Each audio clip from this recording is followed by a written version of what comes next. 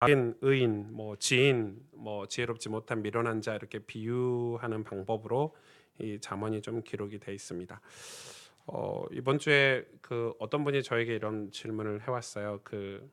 자기가 이렇게 비즈니스를 하는데 이렇게 출장이 많고 이 접대할 일이 많아서 이렇게 술 문제에 대해서 저에게 이렇게 질문을 해오시더라고요. 그래서 목사님, 제가 이 술을 이렇게 안 먹고 싶은데 이렇게 복음이 있으니까 하나님 백성이니까 안 먹고 싶은데 이거를 안 먹으면 사업에 지장이 있을 것 같고 또 술을 먹자니 내가 그리스도인이고 내가 하나님 백성인 걸 그 사람들이 아는데 이걸 어떻게 해야 될까요? 하고 이렇게 질문이 왔어요. 여러분 어떻게 답변을 해야 될까요?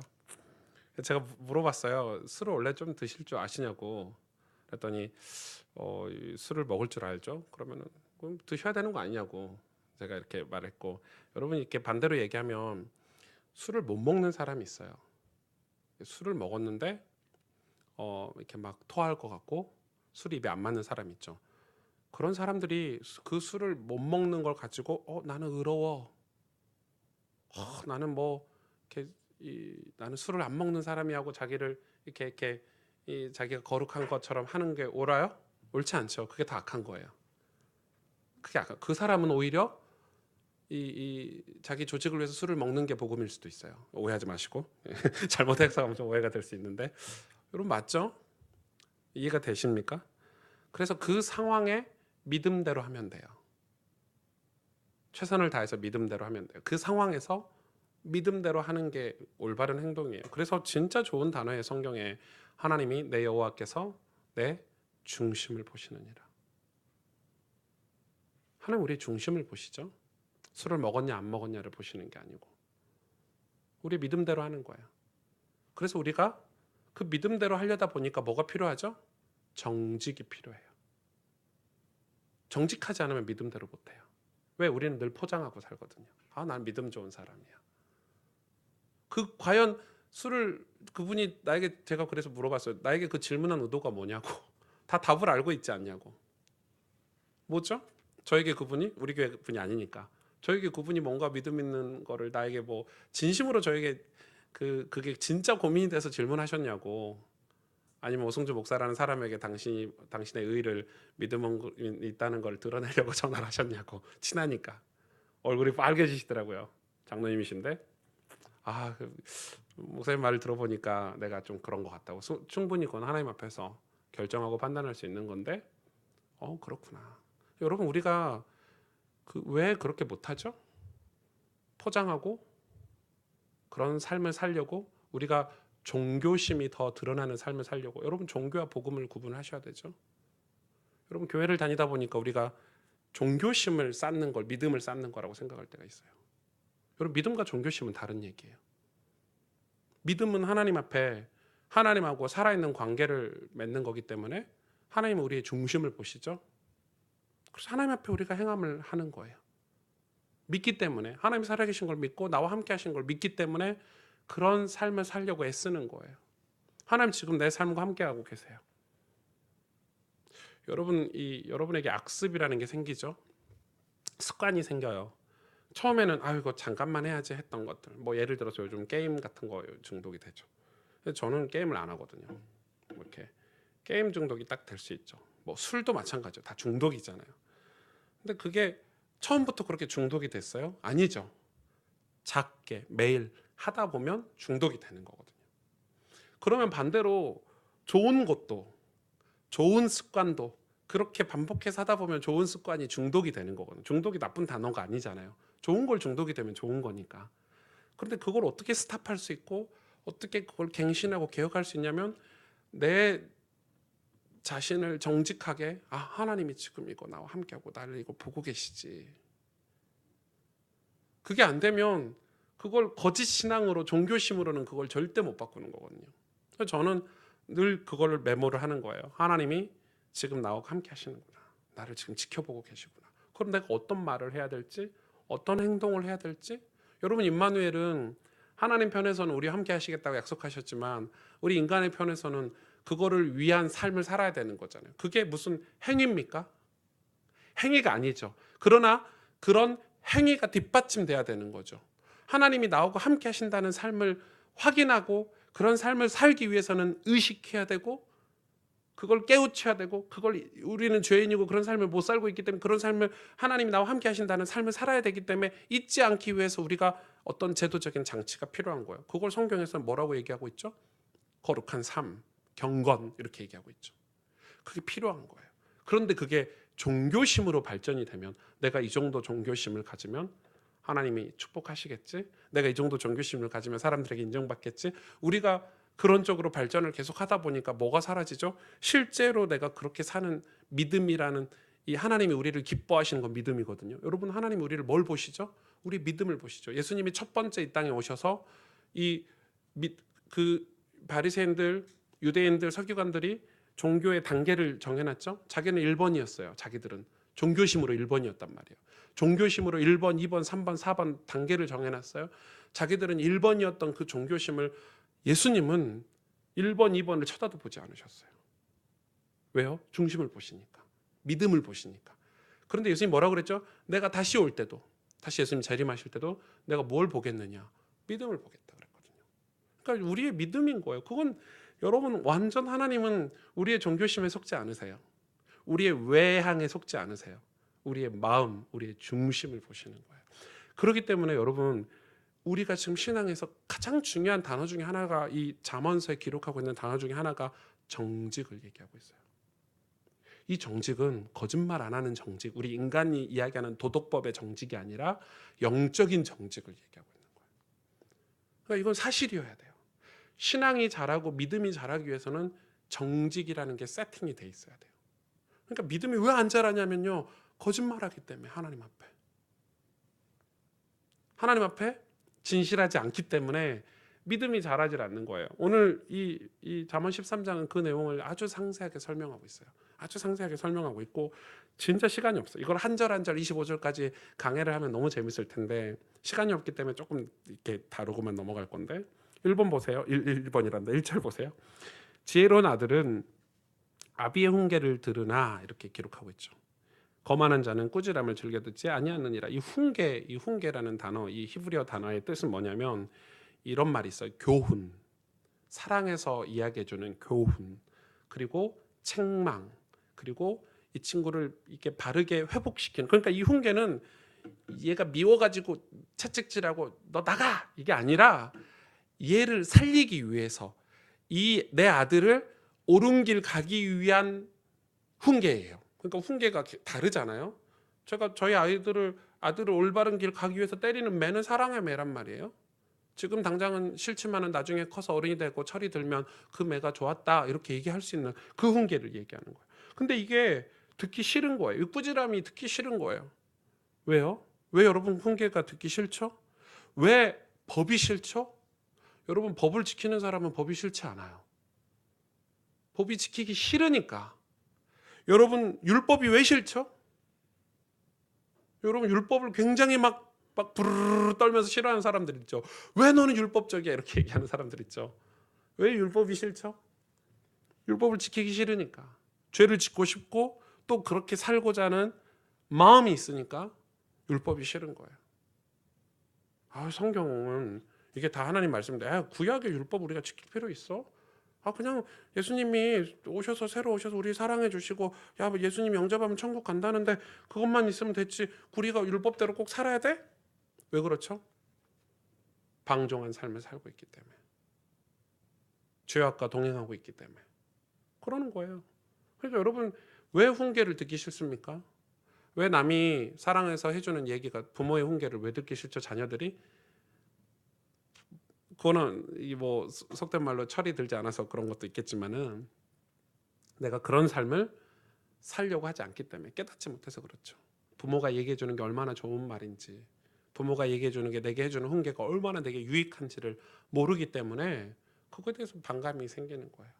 짜증이 나고 화가 나고 분노가 생기는 거예요. 지난 이 12장의 내용도 같은 내용이죠. 왜 분노가 있죠? 우리 안에 분노가 있죠. 그런 것과 같은 거예요. 그리고 또 뭐라고 해야 합니까? 그런 사람은 뭐가 있죠? 게으르다는 거예요. 게으르다는 거예요. 3절 4절에 보세요. 게으른 자는 마음으로 원하여도 얻지 못하나. 여러분 삶이 게으른데 마음으로 백날 원해보세요. 아무 쓸모없죠. 여러분 뭐가 게으름이에요? 성경이 진짜 지금 잠언의 기자가 정확히 밝히고 있죠. 게으른 자는 마음으로 원하여도 얻지 못한대요. 여러분 이 말이 무슨 말인지 알죠? 마음은 늘 원해요. 늘 부자가 되고 싶고 늘 성공하고 싶고 늘 축복받은 삶을 살고 싶고 늘 남에게 잘해주고 싶은데 몸은 그대로인 거예요. 그건 게으름이에요. 그게 영적 게으름인 거예요. 이 도둑이 집에 와서 다 훔쳐가도 일어나서 막을 힘이 없는 거예요. 여러분 그 김남준 목사님이 쓰신 게으름이란 책 읽어보세요. 그 책이 그런 표현이 나와 있잖아요. 집에 와서 도둑이 다 가져가도 침대에 누워가지고 도둑이 가져간다 하고 있는 게 게으름. 그 영적 게으름을 그렇게 표현하셨더라고. 맞는 얘기예요. 여러분 진짜 게으름 무서운 거예요. 마음은 게으르지 않다니까요. 마음은 게으르지 않아요. 그런데 여러분 그 마음이 뒷받침되는 행위가 없기 때문에 게으른 거예요. 여러분 세월은요 쑥 하고 지나가요. 시간이 얼마나 빠르게 지나가요. 그런데 우리는 게을러요. 뭐에서 게으르죠? 영적으로 게으르단 말이에요. 사람들이 신앙생활 하면서 저는 제가 조금 이렇게 이 원치 않는 좀 지향하는 게 좀 있는데 많은 성도들이 주일날 교회 와가지고 설교 한 편 딱 듣고 그리고 나머지 6일 동안 애쓰는 삶이 없어요. 그렇기 때문에 뭐 다 병들었죠. 영적으로 다 게으르게 만들어 버렸어요. 교회 프로그램이.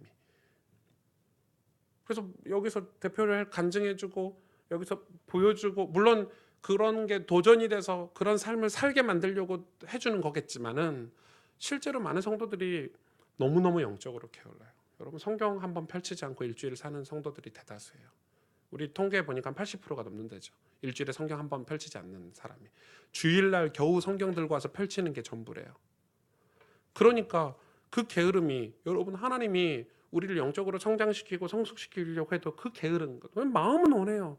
그러나 게으르기 때문에 얻지 못하는 거예요. 여러분 얻지 못한다는 표현을 정확히 쓰고 있죠. 그런데 보세요. 부지런한 자의 마음은 4절에 풍족함을 얻느니라. 반대죠. 내 삶이 부지런하면 마음은 풍족함이 생기는 거예요. 마음까지 풍족함이 생긴다는 거죠. 그러면서 뭘 다루고 있죠? 이 7절에 보세요. 스스로 부한 채 하여도 아무것도 없는 자가 있고. 엄청나게 중요한 거죠. 여러분 아무리 우리가 부한 채도요 아무것도 없는 자가 있는 거예요. 이거 영적인 거거든요. 난 믿음 좋아. 나 교회에서 장로야. 나 뭐야. 나 목사야. 그건 중요하지 않아요. 이 바리새인들이 그랬단 말이에요. 이 서기관들이 그랬단 말이에요. 나는 이런 사람이야. 난 바리새인이야. 난 하루에 7번씩 기도하고 난 11조를 이 쌀도 한 톨 한 톨 나눠서 하나님께 다 드리고 나 이런 사람이야. 그런데 뭐가 없다고요? 내용이 하나도 없는 거. 스스로 부자인 채에도 가난한 사람이 있고 가난한 채에도 주님 저는 세리인데 저는 과부인데 저는 병들고 연약한 사람인데 이렇게 가난한 채에도 부자인 사람이 있다는 거예요. 그건 누구의 관점이죠? 하나님의 관점이에요. 하나님 보실 때는 우리 중심을 보시기 때문에 심판 때 우리가 천국에 입성할 때 하나님 우리의 믿음을 보신다고 했거든요. 우리가 어떻게 살아야 될지 오늘 좀 잠언이 우리에게 교훈을 주고 있죠. 그런데 이게 사람도 똑같은 거예요. 인간관계에서도 똑같은 거예요. 제가 이제 어떤 조직에서 일을 할 때 공동체에서 일을 할 때 항상 저는 사람을 쓸 때 사람을 사용할 때 항상 저는 그걸 보거든요. 이 사람이 나에 대해서 어떤 마음을 가지고 있냐. 저는 저를 좋아하는 사람하고 일하죠. 그렇잖아요. 그런 사람은 저에게 싫은 소리를 해도 저는 제 사람인 거예요. 전 죽을 때까지 챙겨요. 저는 한 사람을 챙길 때는 끝까지 챙기거든요. 왜 챙기냐면 내 가족이니까 내 팀이니까. 그런데 여러분 아무리 겉모양이 훌륭하고 있는 거 갖고 실력이 있어도요. 마음이 안 통하면 같이 일 못해요. 같이 일했을 때 반드시 문제가 생겨요. 그러나 이 사람이 조금 단점이 있어도 내가 그 단점 보완해주면 되잖아요. 내 단점을 그 사람이 나를 보완해주면 되잖아요. 그런데 그게 훨씬 시간이 지날수록 일의 능률은 더 올라요. 훨씬 더 많은 일을 이뤄내요. 그런데 대다수가 저하고 같이 일하면서 근데 거짓말을 한단 말이에요. 목사님 나는 이런 거 잘해요. 뭐 그런 거 있잖아요. 그게 거짓말이거든요. 솔직하지 않아요. 그러면 같이는 못하는 거야. 마음이 통한다는 말은 진실하다는 거, 서로 간에. 여러분, 그게 있어야 내가 이 사람이 뭐가 부족하고 연약하다는 걸 도울 수 있고 섬길 수 있고 한 팀이 될 수 있잖아요. 하나님 편에서도 똑같은 거예요. 부자인 척 하는 거예요. 저 기도 많이 했는데요. 전 전도를 많이 했는데요. 제가 옛날에 한때 헌금을 얼마나 많이 했는데요. 하나님 편에서 볼 때 네 마음은 공허한데, 비어 있는데, 네 마음은 지금 나하고 교제가 사라졌는데, 지금 네 마음은 은혜가 없는데. 그리고 여러분, 아무것도 없는 사람이 있어요. 그러나 가난한 채 한 사람들, 주님 나는 왜 이렇게 연약할까요? 나는 이렇게 우리 집에 문제가 많을까요? 그런데 마음에 은혜가 풍성하고 믿음을 향한 그런 사모하는 마음이 있으면 하나님 그 사람을 기뻐하신다는 거예요. 여러분, 진짜 중요한 얘기를 하고 있죠. 그리고 뭘 하고 있어요? 그거에 대한 거짓말을 지금 설명을 하고 있는 거예요. 그러면서 이 13절을 볼까요? 또 하나 특징을 이야기하고 있죠. 말씀을 멸시하는 자. 정확하게 이제 설명을 하고 있어요. 자기에게 패망을 이루고 계명을 두려워하는 자는 상을 받느니라. 이거 엄청 중요한 말씀이죠. 이 말씀을 왜 멸시하죠? 이 영적 교만이에요. 여러분, 가만히 보세요. 우리의 신앙을 가만히 살펴보면 내가 주님 나와 함께 하시죠? 나 강단 말씀도 들고 성경도 읽어요. 그런데 내가 말씀을 멸시할 때가 있어요. 그건 교만함이거든요. 내가 다 영적인 행위를 다 하는데 그 성경을 읽고 예배드리고 이런 게 하나님 보실 때 우리를 여러분, 바리새인이 딱 그거예요. 다 읽었어요. 성경도 읽고 말씀도 읽고 율법도 다 지켰는데 하나님 예수님이 보실 때는 나 저 사람 모르는데. 그 말은 무슨 말이냐면 이런 행위들이 종교심으로 하는 행위들인 거예요. 하나님 우리의 중심을 보신다니까. 여러분, 성경을 읽는데 제가 이제 저희 교회에서 이제 성경을 한 장씩 읽읍시다. 이제 우리 교회는 성경 안 읽으면 우리 교회 성도 아니야 이제. 뭐 이런 식으로 얘기하니까 저희 교회는 이제 막 다들 성경 읽고 난리 났어. 근데 성경 읽는 게 예를 들어서 이렇게 되는 거죠. 이제 누군가를 만났어. 다른 교회 누군가를 만나거나 현장에서 다른 연약한 성도를 만났어. 야, 너 성경도 안 읽냐? 이렇게 많이 웃으신 거 보니까 약간 좀 찔리시는가 보네. 그거 뭐예요? 그 영적 교만이에요.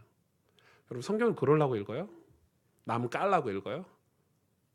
아니죠. 제가 여러분을 깔 때는 있어요. 교육상. 교육상. 여러분은 그건 아니잖아요. 우리가 진짜 이 말씀이 달콤하고 사모하고 내게 도전이 되고 내 삶을 변화시키는 하나님 말씀으로 읽지 않는 거예요. 어느 날 읽다 보니까 또 종교심이 돼 있는 거야. 읽었어 안 읽었어. 대다수가 이제 부모가 자녀에게 하는 게 딱 나오죠. 아빠가 성경 좀 읽거든. 자녀한테 어깨가 좀 힘이 들어가고, 야 너 성경 읽었어 안 읽었어? 아빠는 매일 한 장씩 읽는데 이것들이 성경도 안 읽고. 뒤로 이렇게 가면 아이들은 상처가 되죠. 성경 더 읽기 싫어. 그래서 꾸지람 듣기 싫은 거예요. 그러니까 여러분, 이게 상호작용인데 그래도 말씀을 멸시하는 거예요. 이게 하나님의 말씀. 그래서 어디서 오냐? 왜 이게 오냐? 내가 게으르기 때문에 내가 이 종교심, 스스로 부한 채 하는 이 교만이 있기 때문에 그 밑바탕에 깔려 있는 것, 영적 교만 때문에 이 말씀을 멸시하는 거예요. 근데 보세요. 근데 말씀 멸시하는 자는 뭐라고요? 자기에게 패망을 이루고. 망한대요. 망하죠, 당연히. 하나님 말씀을 멸시하는데 당연히 망하죠. 그거는 뭐 어떻게 설명할 수가 없고요. 그런데 뒤에 보세요. 계명을 두려워하는 자는 상을 받느니라. 하나님 말씀이죠. 앞에는 말씀이라 했고 뒤에는 왜 계명이라고 했을까요? 모르죠. 저자가 그렇게 썼는데. 근데 여기서 이 말씀과 계명은 사실 다 같은 거예요. 같은 거고. 이 계명, 하나님의 말씀, 율법을 두려워하는 자는 상을 받는데요. 여러분, 우리가 그런 삶을 지금 살고 있습니까? 하나님 앞에서 이 말씀이 두렵고 이 하나님 말씀이 진짜 하나님의 말씀이라면, 정말 하나님의 입에서 오승주에게 주신 하나님의 음성이라면 우리가 두려워해야 되겠죠. 늘 두렵고 떨림으로 이 말씀을 경청하고 행하려고 노력하고. 여러분, 그런 삶을 사는 거예요. 그게 신앙이라는 거예요.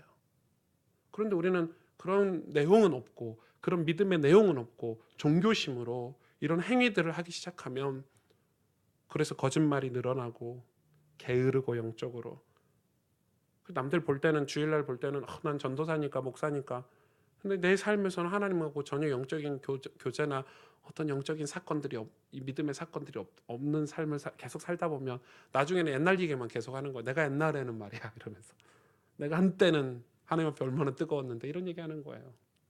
지금 그런 사람은 지금 하나님과의 교제가 없다는 말이거든요. 증거로. 굉장히 중요하죠. 그러면서 뭐라고 또 얘기하고 있습니까? 이 아주 중요한 얘기를 또 하고 있죠. 20절 보세요.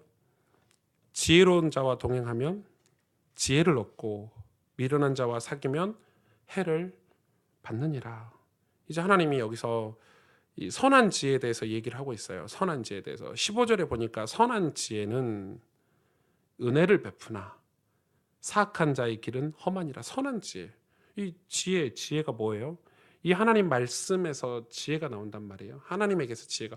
여러분 여기서 지혜는 하나님의 지혜, 하나님을 아는 지혜를 얘기하는데 이 선한 지혜, 악한 지혜가 아니라 선한 지혜는 은혜를 베푼대요. 우리 삶을 변화시킨다는 거, 은혜를 베푸는 삶으로. 그런데 이 선한 지혜를 가진 사람과 20절에 지혜로운 자와 동행하면 지혜를 얻고 미련한 자와 사귀면 해를 받는다 이렇게 설명하고 있어요. 이거는 저는 두 가지로 해석을 해요. 사람일 수도 있죠. 믿음의 사람, 지혜로운 사람과 동행하는 걸 수도 있지만 진짜 지혜자이신 하나님과 동행하면 지혜를 얻고 미련한 자, 하나님이 아닌 여러분 마귀가 미련하잖아요. 마귀가 얼마나 멍청해요. 그렇죠? 이 사단과 동행하면 죄가 얼마나 미련해요. 죄와 사귀면 해를 받느니라. 그래서 그런 얘기를 하는 거예요. 재앙은 죄인을 따르고 선한 보응은 의인에게 이르느니라. 그러니까 이게 이 하나님이 선악을 단순히 구분해서 이야기하시는 게 아니라 우리가 복음 가진 하나님의 백성의 삶을 지금 다루시는데 잠언서에서 여러분 우리가 이 지혜를 가지면 선한 지혜를 가지면 사망의 그물에서 우리를 벗어나게 한대요. 그러려면 이 선한 지혜를 어떻게 가질 수 있어요? 지혜자와 같이 사는 거예요. 지혜자와 같이 살면 내 삶은 그렇게 바뀌어가고 변화돼 가요. 그렇죠? 그게 정상 아닙니까? 이거는 가장 좋은 교육은 내가 그 사람과 같이 살아주는 게 가장 좋은 교육이거든요. 그게 가장 좋은 교육이에요. 여러분 말로 아무리 교육해도 의미 없어요. 여러분 저하고 함께 움직이는 저희 팀들은 저 선후배들은 저하고 늘 같이 살아요. 그냥 말 안 해도. 근데 어떻게 가죠? 제가 가는 길로 따라와요. 그게 영향력이거든요. 여러분 나중에 여러분이 가정에서든 직장에서든 어떤 사회 조직에서든 다 지도자들이 되셔야 되잖아요. 리더십이 있어야 돼요. 그런데 이 리더십은 저도 공부를 하고 있지만 리더십을 공부를 하고 있지만 이 리더십 공부를 조금 하셔야 돼요. 조금 하셔야 돼요. 왜냐하면 이 지도자는 한결같게 일관성 있는 삶을 살아야 돼요. 그게 공의예요, 공의. 그러면서 일관성 있는 삶을 살면서 사랑을 베풀 수 있어야 돼요. 중요하죠. 그러기 위해서는 내가 늘 공부를 해야 돼요. 갱신이 있어야 돼요.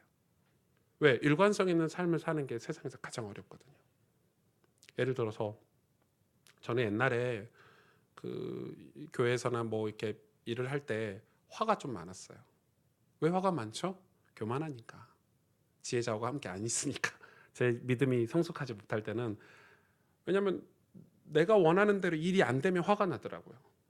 화가 나요. 왜 이렇게 이걸 못하냐.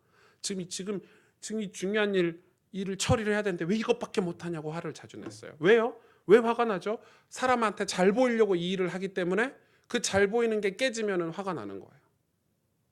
제가 그런 거를 몇 번 경험하고 제가 이 묵상일기를 쓰면서 기록을 했어. 내가 왜 화를 냈지? 이건 교만이구나. 내가 사람 앞에 잘 보려고 일을 하려고 하는구나. 수련회를 하나 하려고 해도 수련회를 해도 이 수련회의 원래 목적과 방향이 무엇인지 하나님 기뻐하실 것인지 영혼을 살리는 것인지 생각하지 않고 내가 윗사람한테 수련회를 잘 보이려고 하기 때문에 스태프들한테 화를 내는 거구나. 수도 없이 기록했어요. 매일 기록했어요. 이거는 내가 하나님 앞에서 올바른 삶을 살자. 그래서 여러분 제가 그때부터 리더십에 관한 책들을 계속 사서 읽었어요. 성경을 계속 읽었어요. 그리고 정리했어요. 그리고 아침마다 나갈 때 생각을 해요.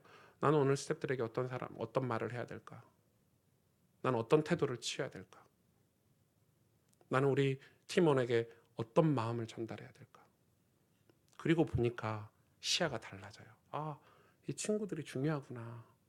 이 친구들의 마음을 헤아리고 이 친구를 뒤에서 서포트하고 그리고 다 같이 살아나니까 이, 이, 이 스태프들이 다 같이 살아나니까 수련회는 잘 돼요, 안 돼요?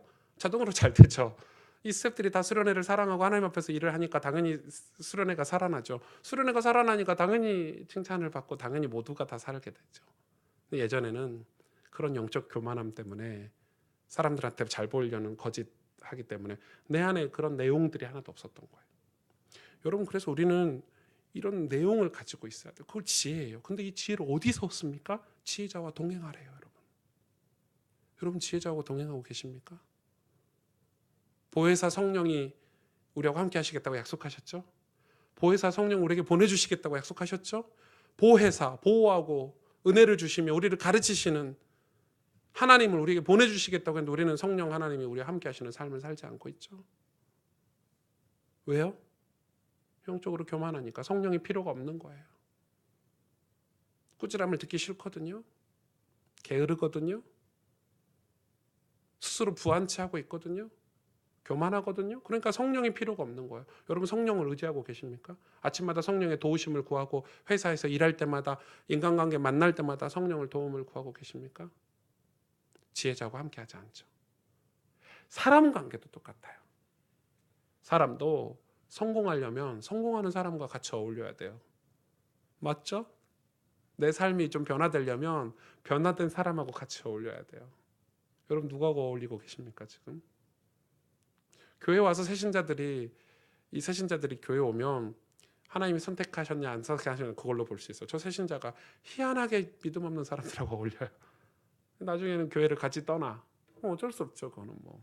그런데 하나님 택하셨다. 저분은 참 이상한데 좀 문제도 있고 어려움도 많은데 교회 와서 믿음 있는 분들하고 같이 어울려.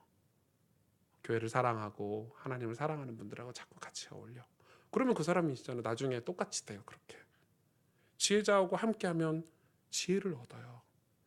지혜자와 동행하면 지혜를. 그러나 미련한 자와 사귀면 뭘 받아요? 해를 얻어요. 여러분, 근데 지혜자가 누구예요? 예수 그리스도예요. 그래서 여러분, 지혜자와 동행하는 삶을 살아야 되는 거예요. 저는 그 목사가 되면서 되게 궁금했어요. 가까운 사람들 보는 사람이 한계가 있잖아요. 저희 담임 목사님 주변에 뭐 목사님들 보는 게 한계가 있고 되게 궁금했어요. 도대체 하나님의 역사를 어떻게 이 표현을 하고 목회를 어떻게 했는지. 그래서 제가 이 신학교 졸업할 때, 대학원 졸업할 때쯤에 목사님들에 대해서 공부를 하고 싶다 이런 생각이 들었어요. 알고 싶었어요. 교회를 찾아다니고 이 목사님들에 관한 책들을 하나하나 찾아보기 시작했어요. 여러분, 그래서 거의 모든 목사님들, 거의 괜찮은 목사님들, 시대마다 하나님 앞에 쓰임 받았던 믿음의 사람들, 여러분 그런 책들을 계속 읽어가면서 그렇구나. 하나님께서 이런 분들도 사용하셨구나. 하나님이 이런 사람을 이렇게 사용하셨구나. 이런 고난과 역경 속에서 하나님을 의지하고 바라봤던 이 사람을 통해서 하나님은 신실하게 인도하셨구나. 하나님, 내 삶에도 역사하시겠구나. 내가 하나님 앞에 이런 태도를 취하고 내가 이런 방향을 설정하면 하나님 기뻐하시겠구나. 수도 없이 제 인생을 갱신하고 개혁하는 작업들이 되는 거예요. 그러면서 하나님 앞에 엎드려 기도하면서 하나님이 도와주세요. 그런데 대다수가 정직하지 않기 때문에, 영적으로 정직하지 않고 거짓을 행하고 있기 때문에 믿음이 자라지 않는 거예요. 여러분, 영적 성장의 열쇠는 정직이에요. 믿음이 경계선을 뛰어넘는 그 키는 뭐죠? 정직이에요. 여러분, 다윗이 죄를 안 지었습니까? 아브라함이 실수를 안 했습니까? 다 죄를 짓고 실수했죠. 그런데 하나님이 사울처럼 완벽한 사람, 뛰어난 사람을 사용하신 게 아니라 정직한 사람. 왜요? 왜 그렇죠? 키가 뭐죠? 하나님 앞에서 하나님께 쓰임 받아야 되기 때문에, 복음은 영적인 세계 속에서 쓰임 받아야 되기 때문에 하나님 앞에 우리가 그런 문제와 어려움 속에서 정직한 사람들을 하나님이 기뻐하셨단 말이에요. 그래서 회개하는 사람을 기뻐하셨고, 나의 연약함을 고백하는 사람을 하나님이 기뻐하시고, 부족하고 연약하다고 고백하는 그 고백하는 자에게 하나님 은혜를 주시잖아요. 그런데 우린 교만하죠. 창피하고 자존심이 상하니까 기도할 때도 절대 입 한 번 뻥끗 안 하잖아요. 하나님, 나 이렇게 살았는데 왜 은혜 안 주세요? 이런 식이잖아요. 하나님, 내가 얼마나 하나님 앞에 많은 걸 했는데 왜 하나님 저를 축복 안 하세요? 그건 종교심이에요. 믿음이 아니에요. 그건 믿음이 아니에요. 믿음은 왕이신 하나님, 살아계신 하나님, 지혜자이신 참 창조주신 하나님과의 관계예요. 믿음은 관계예요. 여러분 지금 하나님과 어떤 관계를 맺고 계십니까? 그게 우리 삶 속에서 어떤 판단을 하게 하는지, 어떤 선택의 길을 가게 하는지 그 믿음이 판단하게 하는 거예요. 술을 먹어야 되냐 말아야 되냐가 아니에요. 믿음이 그 순간을 판단하게 하는 거예요.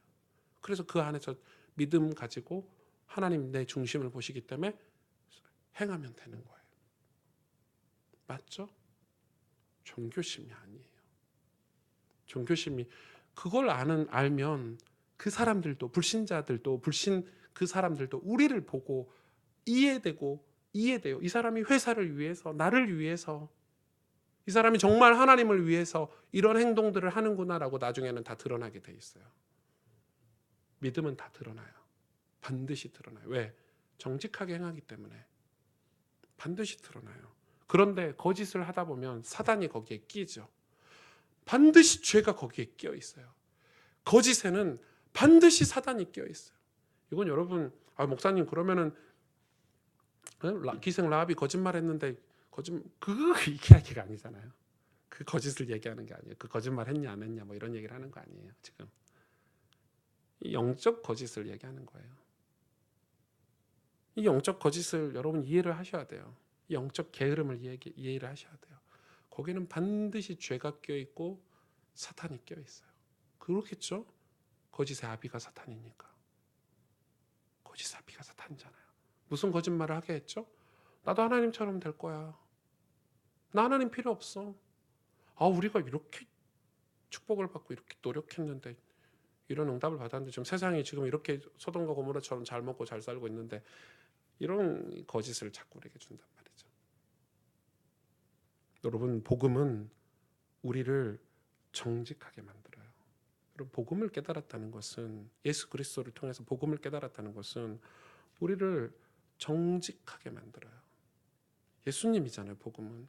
그래서 이 복음을 깨달았다는 것은 우리에게 그런 삶을 살게 만들어요. 왜냐? 여러분 우리가 정직해야 되는 거예요. 하나님 앞에서. 여러분 있는 모습 그대로 하나님께 나가시길 바랍니다. 여러분의 그 모습 그대로 하나님께 나가셔야 돼요. 그래야 믿음이 성장할 수 있어요. 우리의 모습 그대로, 내 영혼의 모습 그대로 하나님께 나가야 돼요. 그게 매일 돼야 돼요. 매일 돼야 돼요. 그게 매일 안 되면 그건 신앙이 아니에요.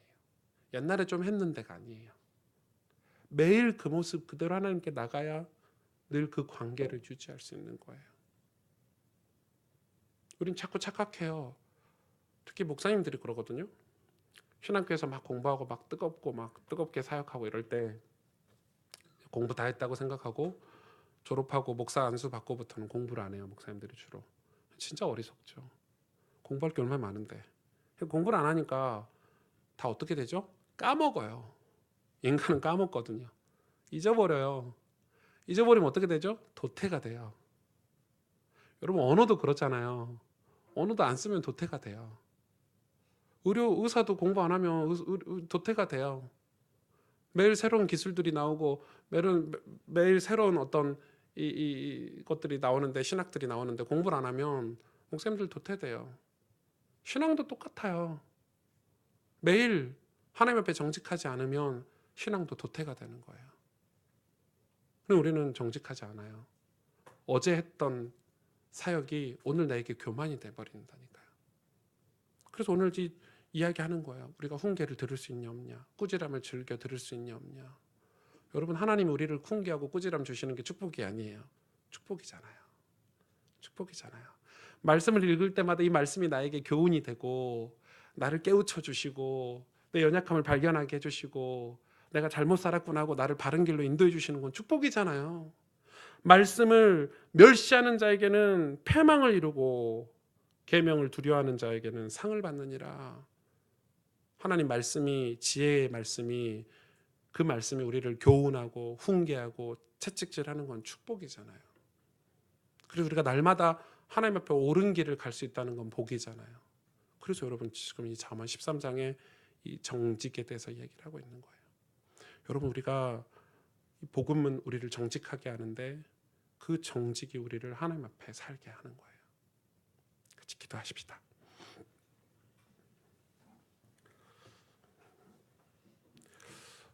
저희가 다음 주에 그 토요일 날 짧지만 바이블 스쿨을 해요. 우리 다음 주에 이제 복음